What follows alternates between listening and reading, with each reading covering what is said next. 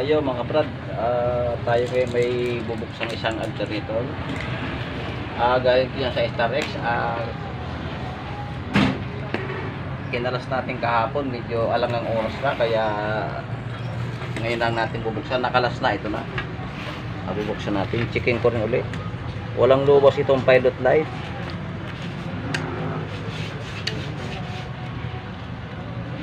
Ayan, walang lubos na pilot light.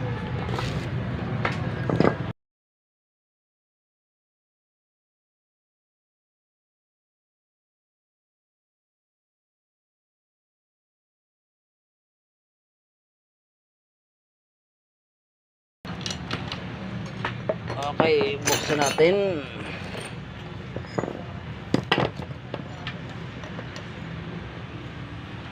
Checkin natin kung bakit walang lobas na pilot light ito.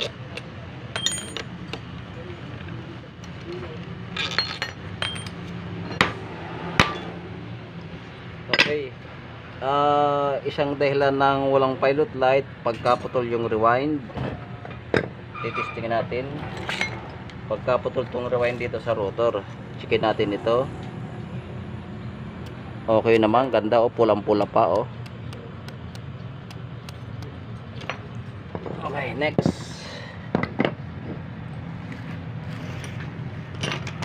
Tanggalin muna natin ang IC.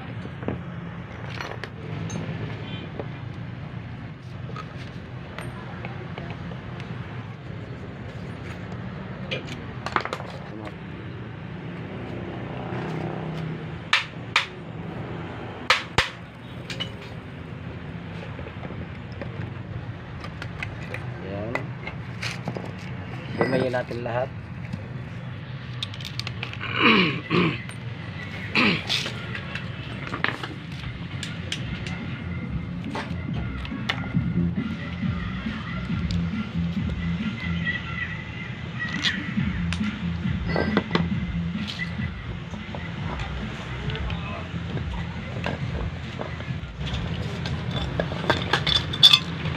Okay, yan o.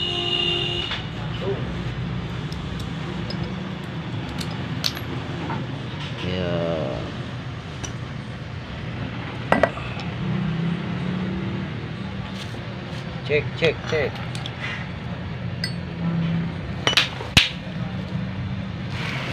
Testingin natin yung rectifier.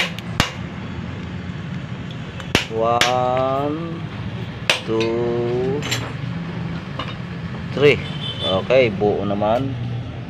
Pihitin natin. Pag pinihit natin at umilaw pa uli, ibig sabihin may sira na rectifier.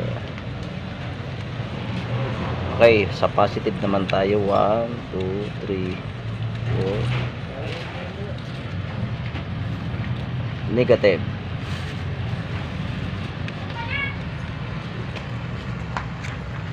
Okay.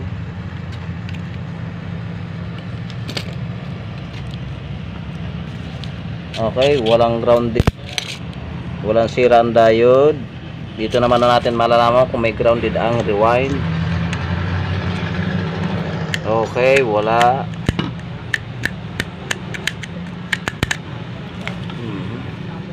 Okay ang diode.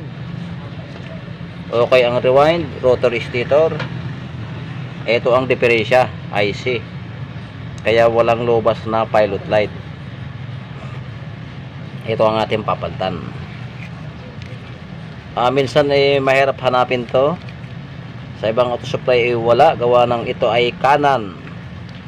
Kanan po yan Kalimitan yan ay nasa kaliwa ito. Ito ay kanan. Maghahanap tayo nito. Okay, bibili muna ako nito. Okay, ito na. Nakabili na tayo. Ang price niya ay ayan 1,190. Ayan Okay, ito na. Ayan, kanan din po yan. Ayan.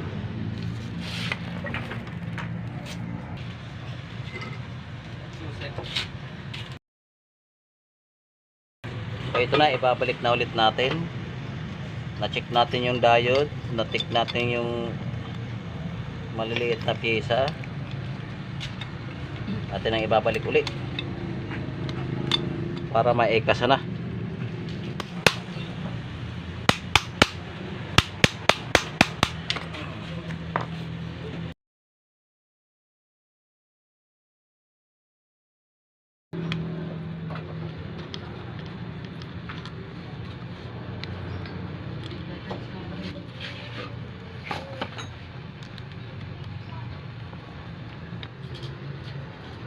Yan ang ating nabili, New Era.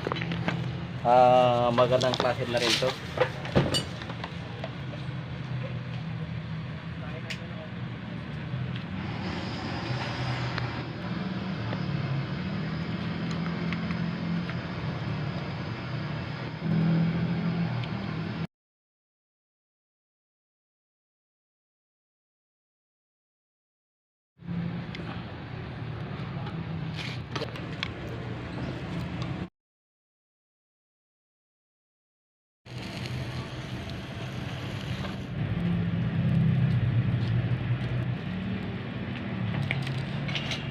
Ayan, siguraduhin po natin lutong-luto yung paghinang dito sa koneksyon ng IC.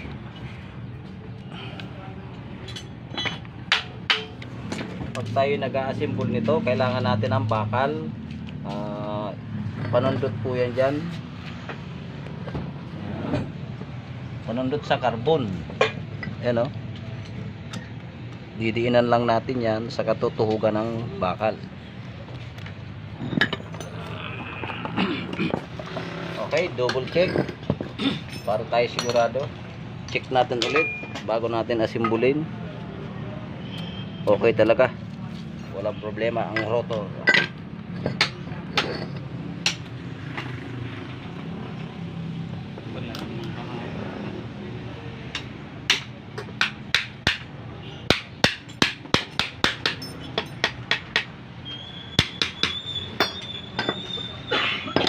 Okay, bago natin itornilyo, check muna natin yung pilot light kung meron na.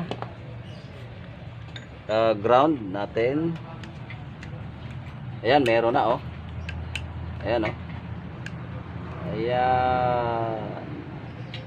Bali ano yan, tumirik.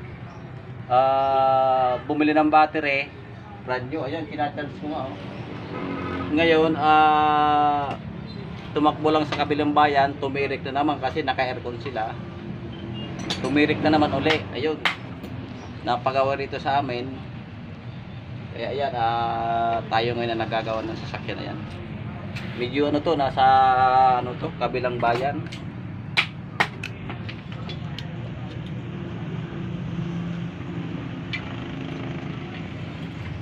Okay, atin ang i-asimbulin at atin ang ikakasa ulit.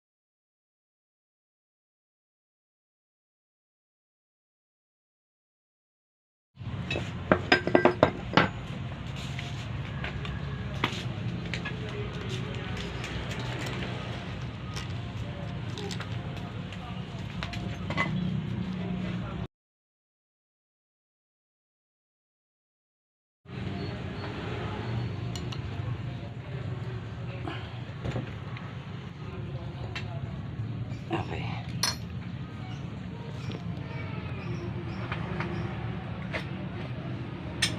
Okay na, check ulit bago ikasa.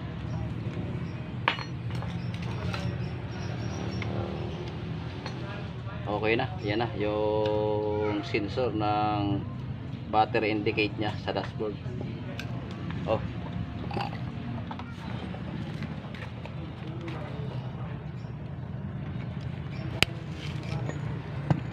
Yeah.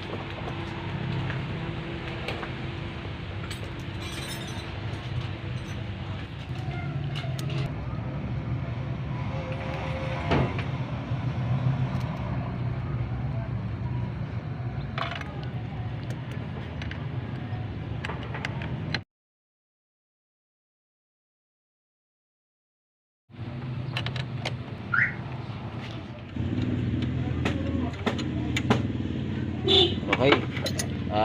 Final, higpitan natin ng ayos yung ilalim.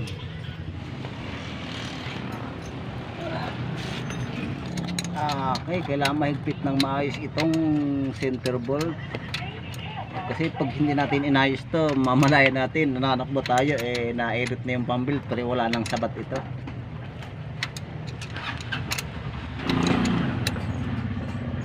Oh!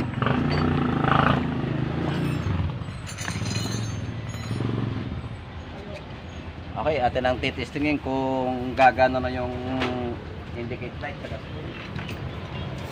Yung battery pilot light. Next thing. Ito po ay automatic transmission.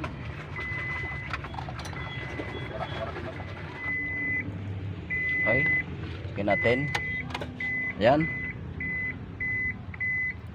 Umilaw na yung pilot light. Hit muna natin. Okay. Okay na. Ayan, namatay na. Kahapon, ayan ay wala talaga, totally walang ilaw yung battery indicate. Bagong bili yung baterya, tumirik sila. Nung una, tumirik, akala nila yung baterya, bumili ng bagong battery. Ngayon, bumili ng bagong battery, tumakbo sa kabilang bayan, tumirik na naman sila. Pala hindi nila napansin, hindi pala gumagana yung battery indicate dito sa dashboard, kaya tumitirik sila. Okay, check naman natin yung ilalim kung may tagas.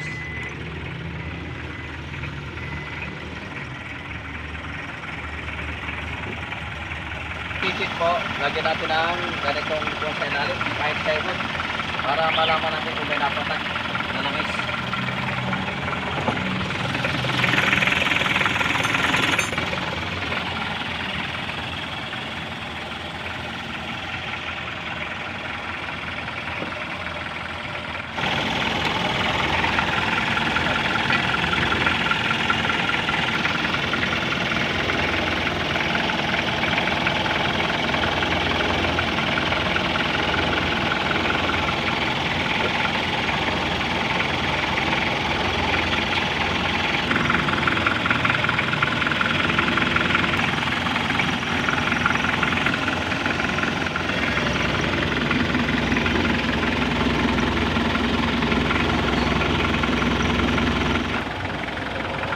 Tingnan naman natin kung okay yung pasok ng kuryente.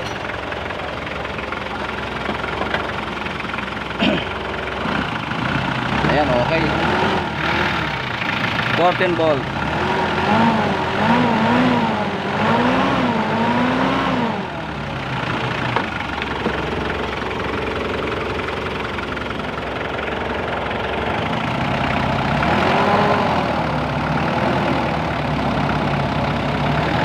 Okay na, okay na.